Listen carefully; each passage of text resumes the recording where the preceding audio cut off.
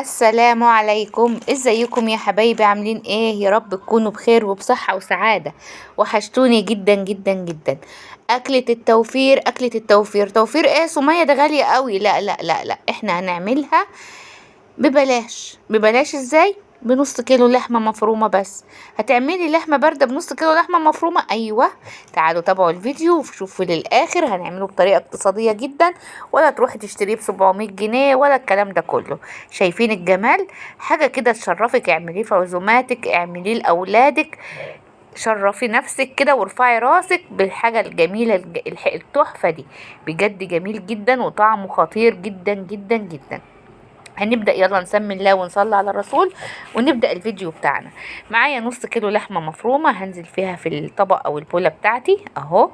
طبعا بيبقى فيه نسبة دهون شوية عشان تبقى لها طعم حلو. معايا بصلاية كبيرة مفرومة ناعم بميتها، انا مش مصفياها ولا اي حاجة.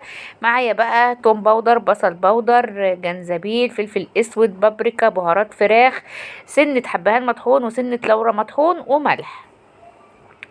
هنزل بكل ده على اللحمة المفرومة. بهارات لحمة، أنا آسفة، مش بهارات فراخ. وحطيت كيس فيجيتار وكيس من البيكنج باودر. وحطيت 4 معالق من البقسماط الناعم، بس الكاميرا ما كانتش بتصور. السر بقى في البرغل. البرغل معايا ربع كوباية، ربع كوباية بس. نقعتها في مية سخنة لمدة ربع ساعة وصفيتها كويس جدا. ونزلت بيها كمان على اللحمة المفرومة وهعجن كويس جدا جدا جدا. البرغل بيزود الكمية وبيديني فايدة وقيمة غذائية للوجبة كمان. وكمان بيعمل مادة ربط جميلة جدا للحمة المفرومة.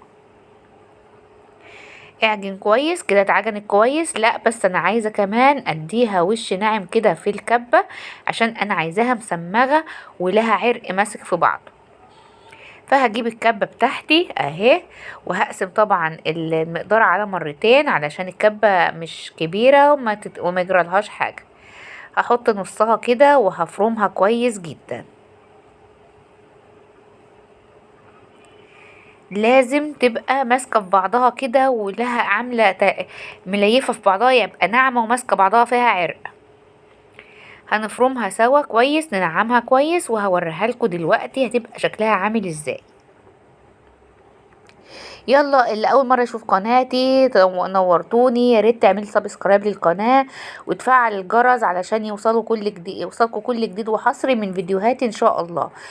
وطبعا متابعيني العسليات الطعمات، ما تنسوش اللايك والشير وتشيروا الفيديو كتير كتير كتير كتير، والتعليق الجميل منكم، وتقولوا لي بتشوفوني من اي بلد.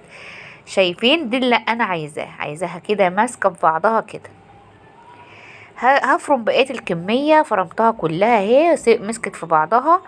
هنشوف بقى هنعملها على شكل العرق ازاي. هجيب الورق الاسترتش كده وهفرده كده.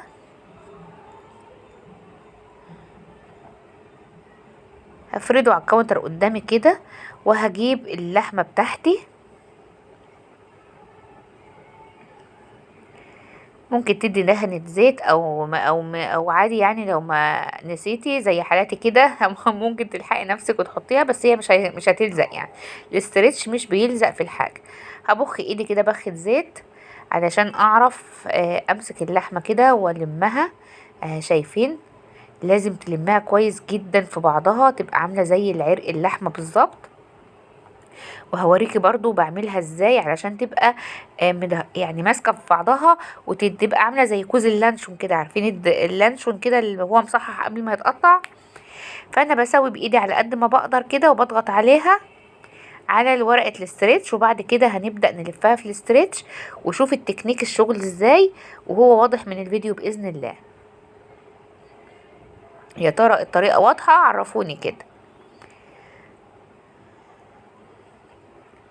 كده تمام. هلفها بقى كده رول، واعمل كده زي ما انتوا شايفين كده اهو. لفتها وربطها من ناحيتين بعد ما لفتها كويس. ودني بقى امشيها كده لغايه ما تتنعم كده وتبقى ماسكه بعضها اهي. كده تمام. هحطها في التلاجة بقى لمدة ساعة كده معايا. وبعد كده هطلعها من التلاجة، هفرش ورقة الفويل واقطعها وهلفها في ورقة فويل، ممكن طبقة وممكن طبقتين فوق بعض. عملتها زي البونبوناية كده، هحطها في الصينية اهو، وهنزل عليها بمية مغلية.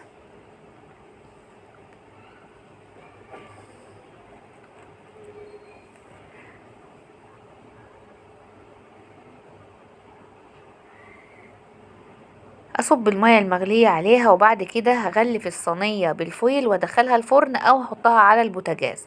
الطريقة دي تنفع والطريقة دي تنفع. نص ساعة بالظبط بتكون استوت بالمنظر ده. اسيبها تبرد علشان اعرف افكها.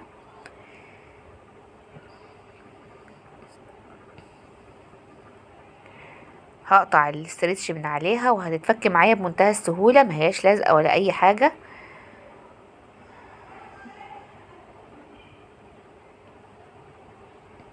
اي سكينة او مقص او اي حاجة وهتفك معاكي اهي بمنتهى السهولة. زي ما انتوا شايفين كده. عايزه تاخديها في الصينيه كده وتحطي حته سمنه وتحمريها على البوتاجاز ماشي. عايزه تدهي ترشي رشه زيت كده وترشي عرق اللحمه برشه زيت برضو وتحطيها في الفرن تحت الشوايه وتقلبيها ماشي. دي ودي معاكي. المهم تحمريها من كل الجوانب تبقى لون واحد، يبقى تبقى شبه عرق اللحمه بالظبط. شايفين انا هبخ كده بقى وادخلها، شايفين اللون. وهبدأ بقى بعد ما تبرد اقطعها. يعني هي دافية بس دلوقتي، هي مش باردة قوي، بس انا ايه عشان مستعجلة عليها يعني. انما المفروض تسيبيها لغاية ما تبرد وتقطعيها. ممكن تعملي صوص الديمجلاس معاها، احنا عملناه قبل كده مع العرق التريبيانكو. وممكن تقدميها كده بقى مع رز. انا عملت بصراحة جنبها رز مبهر، رز بسمتي مبهر، وطريقته على القناة هنا موجودة، عملته اكتر من مرة. هنزل لكم الرابط بتاعه في صندوق الوصف. وممكن تعملي جنبها مكرونة، ممكن تعمليها سندوتشات اللي بتحبيه واللي ولادك يحبوه. عايزة تقطعيها ارفع من كده ماشي، اللي انت تحبيه. بس بجد يا جماعة نتيجة مبهرة، هتعجبكم جدا. جربوها وقولوا لي رأيكم ايه في التعليقات. شايفين الجمال؟